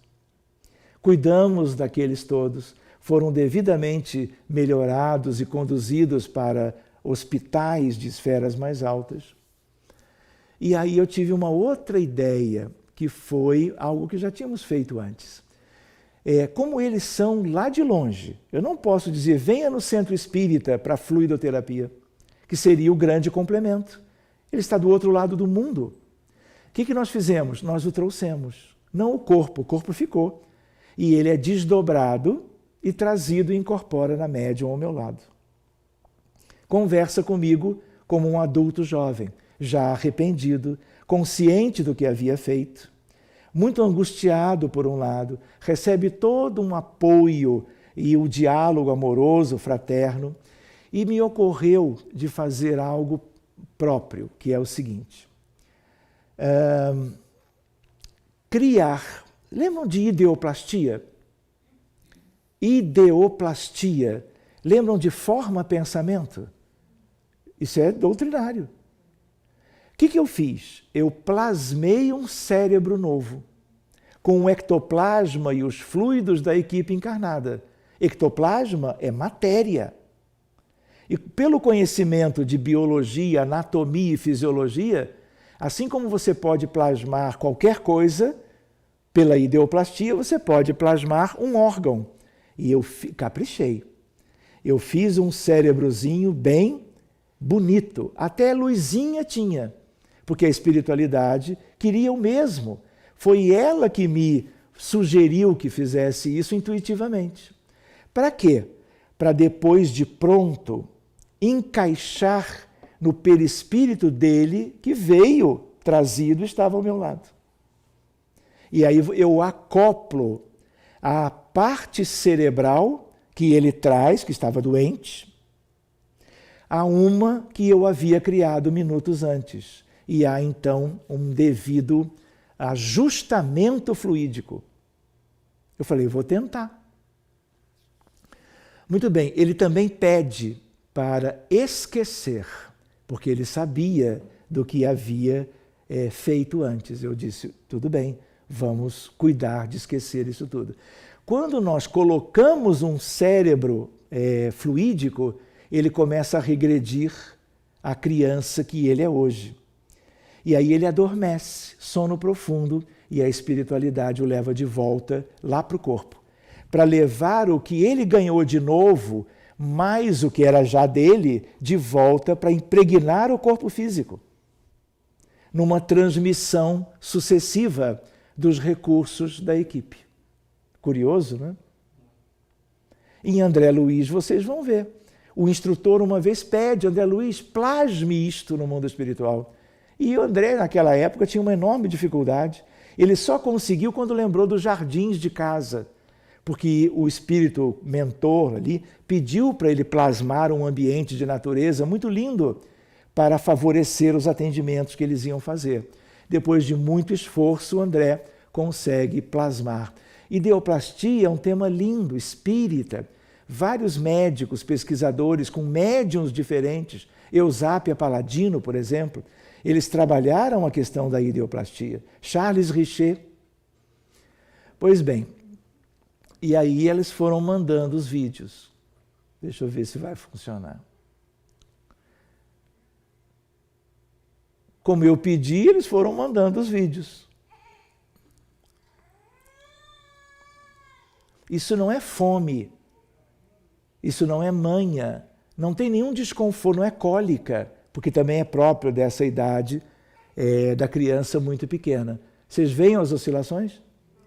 Isso é completamente atípico. Ninguém fez o diagnóstico até então.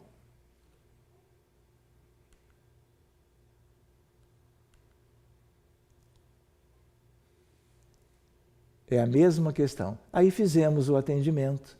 Passaram-se alguns dias, ela mandou esse vídeo. Olha para a criança. Tomando banho. à esquerda as mãozinhas da Viviane, a mãe, e o registro sendo feito pelo pai.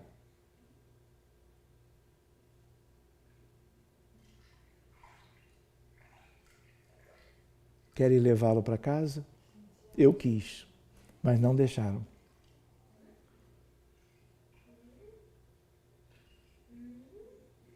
Reparem que até o olhar dele mudou.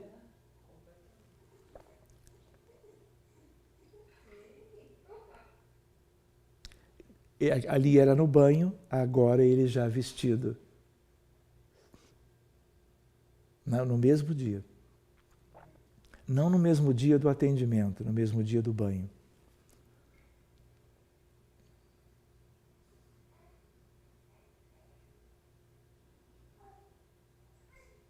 Que tal o bocejo? Esse menino nunca mais teve aqueles movimentos. Nunca. A partir dessa data. Ainda bem pequenininho. E uma coisa boa para a gente lembrar, quanto mais cedo nós cuidarmos, melhor. Qualquer doença, mental ou física.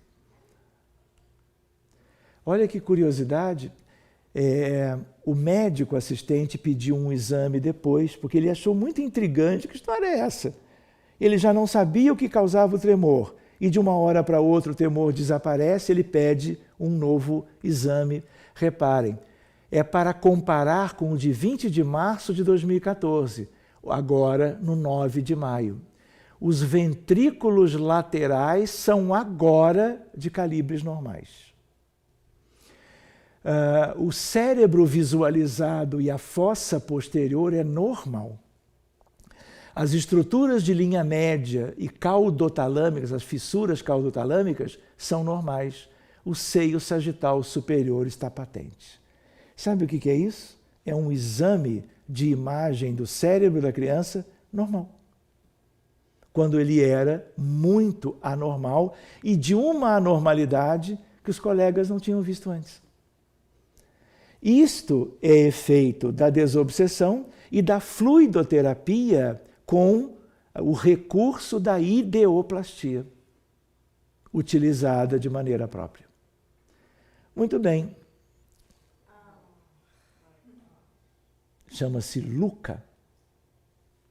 Outra viagem para a Austrália. É australiano, prancha de surf. E aí surfamos juntos. Ele pequenininho, o pai e eu. E a última foto foi no ano passado.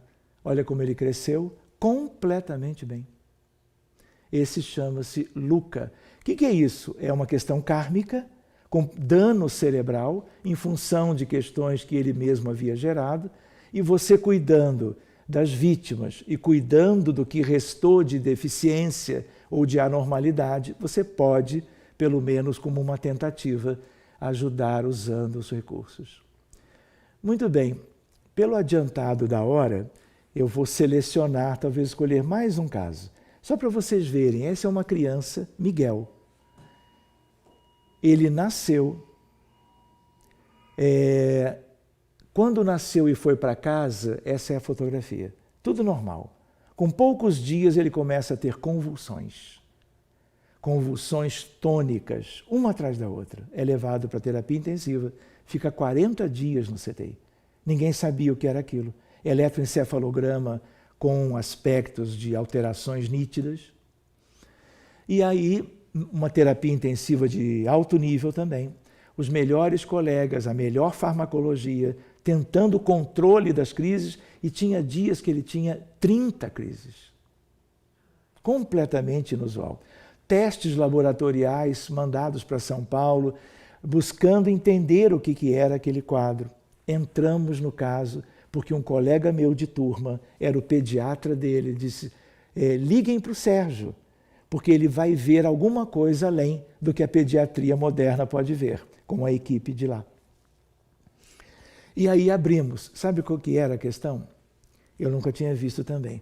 Ele, na vida anterior, ele era dono de uma empresa de produtos farmacêuticos, uma multinacional de drogas, que ele autoriza?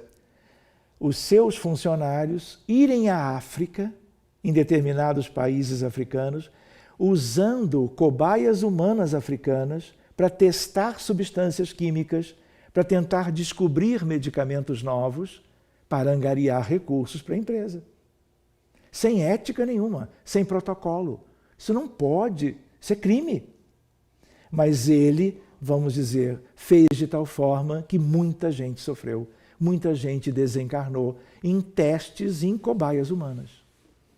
Então tinham espíritos em péssimas condições e tinham espíritos que queriam, com ódio muito grande, o sofrimento dele. E estava tudo junto da criança. Você olha um bebê frágil, inocente, mas espiritualmente era uma questão específica. Pois bem, tivemos que usar 3 reuniões, não inteiras, 3 momentos diferentes para cuidar. Íamos ao hospital, que era um hospital próximo da casa espírita, para fazermos prece à beira do leito, com imposição de mãos. Eu e mais alguém do grupo espírita. Fomos 6 vezes e a criança começou a melhorar. A partir da desobsessão, da prece. Por que evangelho e medicina? O que Jesus dizia? Quantas vezes ele trabalhou o tema oração? Quantas vezes ele lembrou do orai e do vigiai? Não é verdade? Ele não instruiu os apóstolos a respeito do Pai Nosso? Vocês lembram como isso aconteceu? Os judeus, os apóstolos, eram de origem judaica. Sabiam os serviços de oração segundo o que se ensinava nas sinagogas. Mas quando Jesus orava, era uma coisa tão diferente que numa altura eles chegam pertinho, aquela atmosfera iluminada em torno de Jesus, e eles humildes, mestre, ensina-nos a orar. E é quando Jesus traz todos eles para perto e ensina o Pai Nosso, a eles, a toda a cristandade e a humanidade toda do futuro. Enfim, fomos atender. Numa das vezes que eu fui, essa foto eu mesmo tirei. Olha a gravidade da criança. Os eletrodos sobre a cabecinha, ele entubado, no respirador mecânico, vamos dizer, correndo risco de vida. E aí nós fomos cuidando e a coisa foi indo. Aqui ele ainda com sonda interal, mas já sem os eletrodos todos, já sem o respirador. Miguelzinho.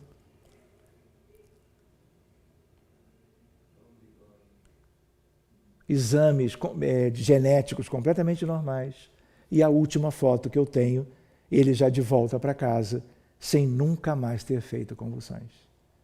Preciso dizer como isso intrigou os colegas, que fizeram um belo trabalho, se mobilizaram durante semanas para tentar encontrar as substâncias que pudessem deter as crises convulsivas, sem êxito. Último caso. Posso?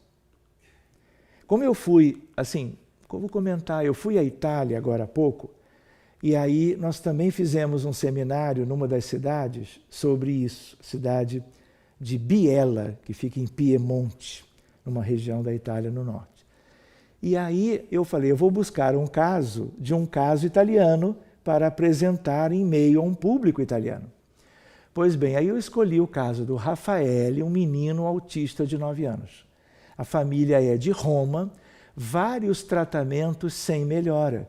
O tratamento do autismo da criança, ele é multidisciplinar. São vários profissionais da área da saúde que vão poder ajudar de várias formas, até porque nós não tínhamos, e de certa maneira não temos na medicina, a ideia da origem. Então é tratamento do que há de diferente, ou daquilo que se supõe anormal. Dieta, fonoaudiologia e uma série de coisas. Pois bem, vários tratamentos sem melhora, dificuldades dos pais de lidar com a criança, separação do casal iminente, problemas psíquicos nos seus 2 irmãos. Aí ela assistiu uma palestra nossa na internet. Tem várias. E aí o que acontece? Ela se animou, porque ali a gente também mostra uns resultados bacanas. E aí ela fez contato, porque a gente deixa o contato. E aí ela também escreveu pelo WhatsApp: estou sendo invadida por pensamentos suicidas. Ela, a mãe, e dizendo: me socorra, por favor. Porque aí a gente sabe que quando nós temos um doente grave em casa, a família inteira sofre. E cada um vai sofrer de acordo com as suas possibilidades, sensibilidades, vulnerabilidades.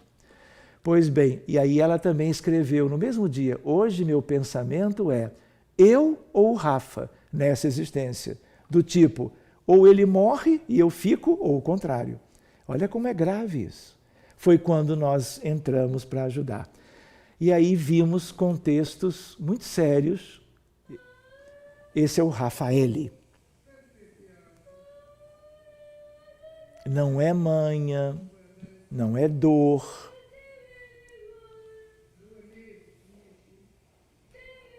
Alguém entende italiano? Para apressar um pouquinho. Rafaele em casa.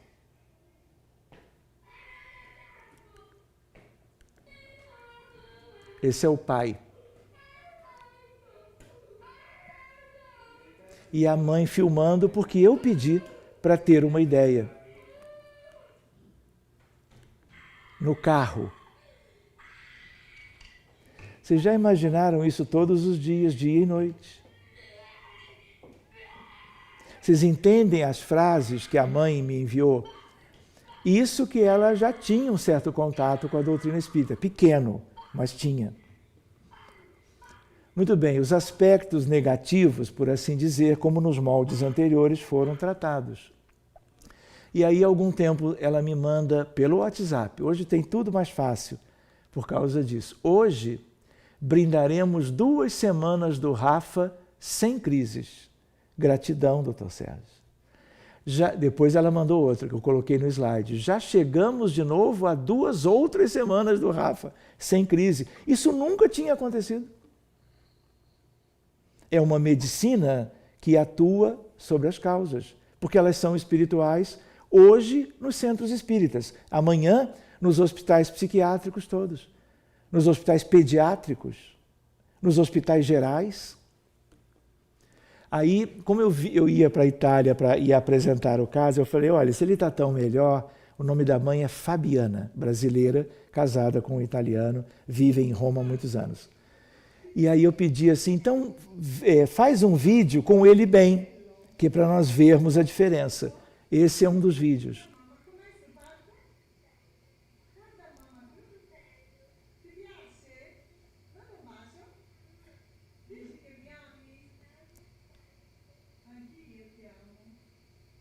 Declarações de amor em italiano.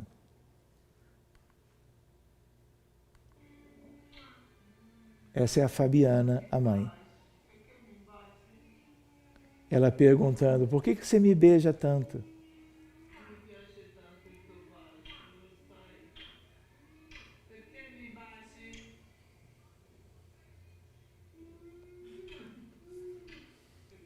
Não é outra criança? E ela mandou esse também, aí foi meio assim, do tipo, olha, faz um lá para o doutor, alguma coisa, diga alguma coisa para o doutor Sérgio.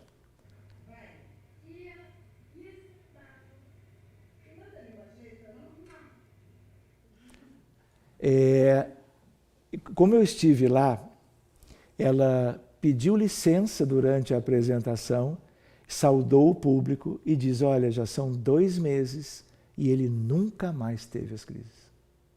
E aí ela mesma, de livre e espontânea vontade, foi falar para as pessoas. Essa é ela.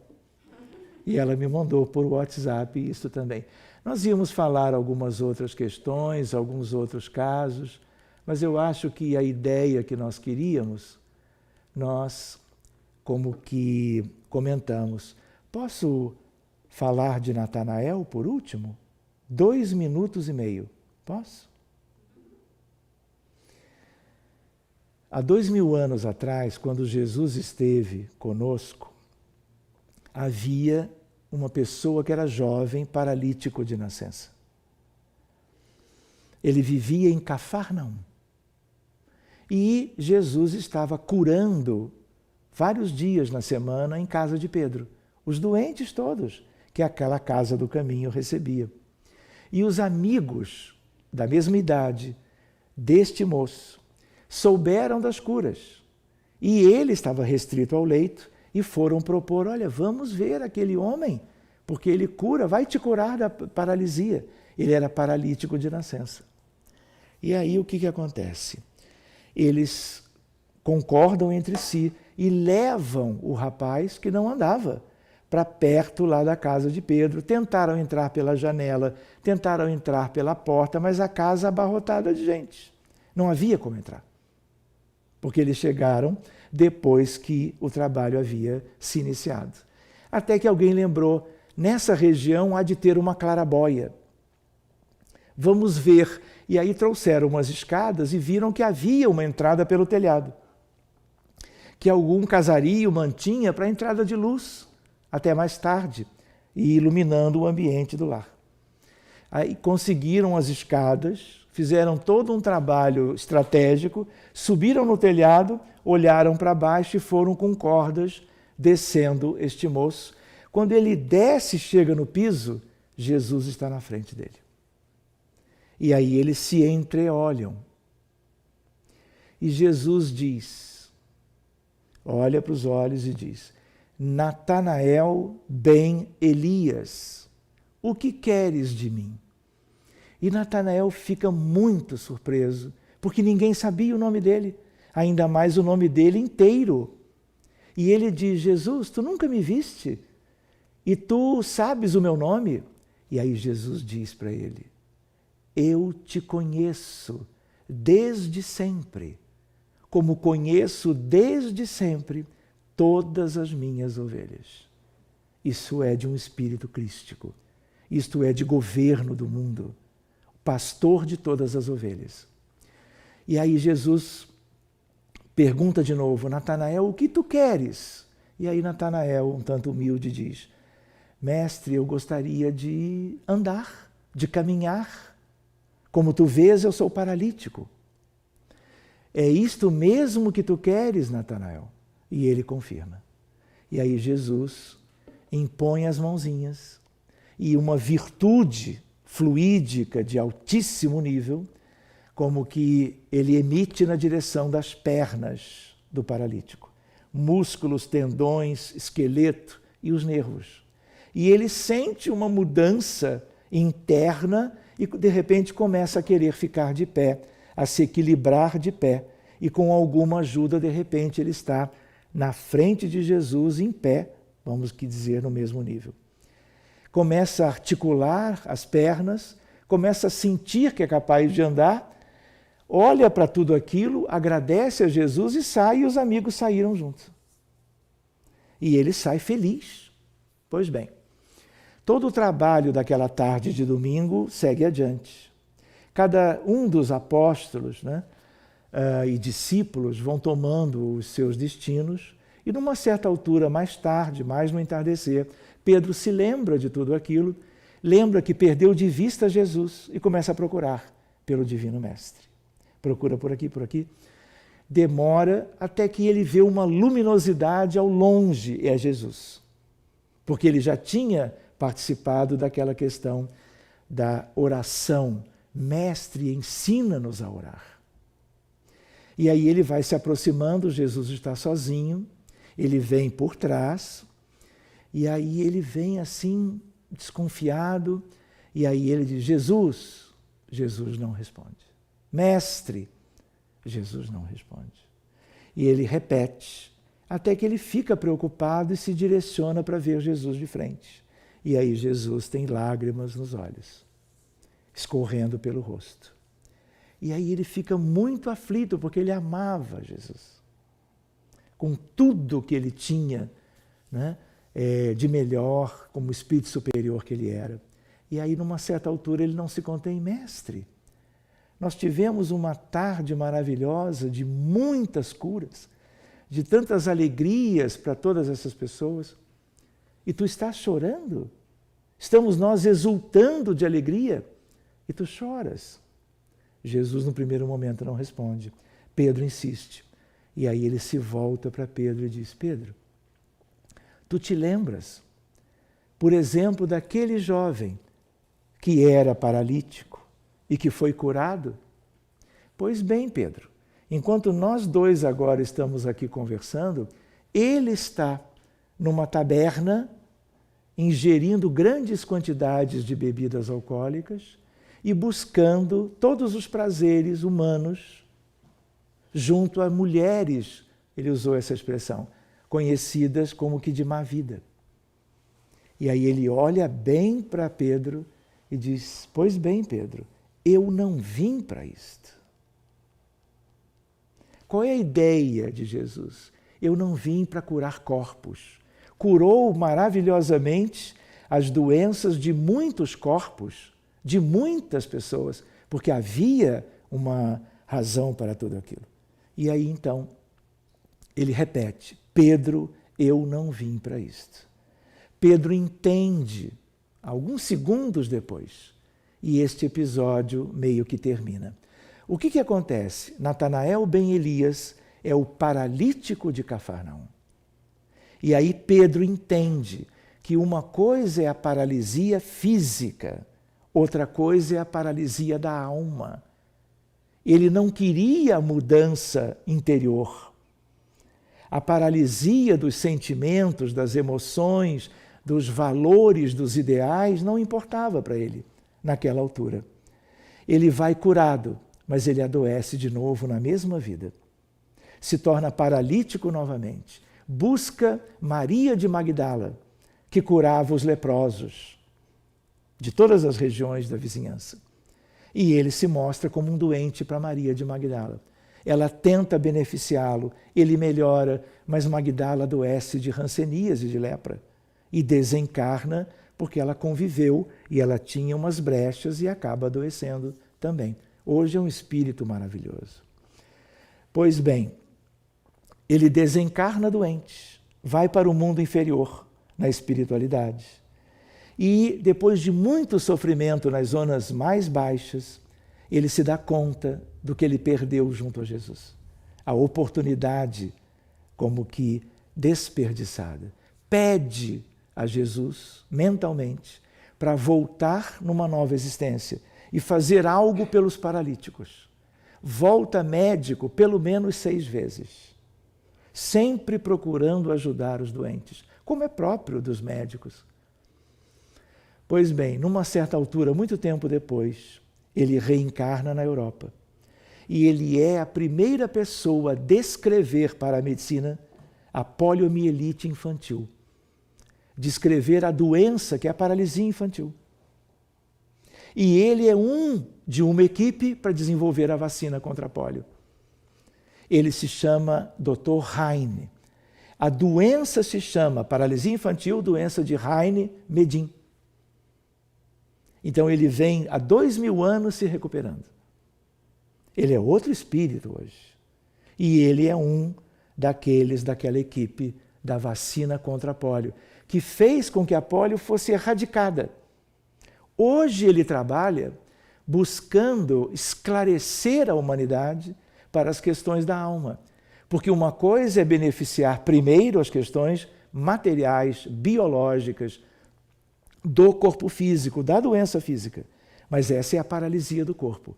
E ele agora, porque entendeu isto pela vivência pessoal, o valor de procurar colaborar para que o mundo vença a paralisia das nossas almas até hoje. Muito bem, meus amigos, já passa das 10 horas. Eu queria agradecer a boa vontade de todos vocês, a presença de todos. Foi uma alegria podermos conversar essas coisas com vocês. Talvez não tenhamos tempo, pelo adiantado da hora, de termos perguntas e respostas, mas queria que vocês soubessem da minha gratidão. E deixo com vocês a ideia de um até breve. Muito obrigado a todos vocês.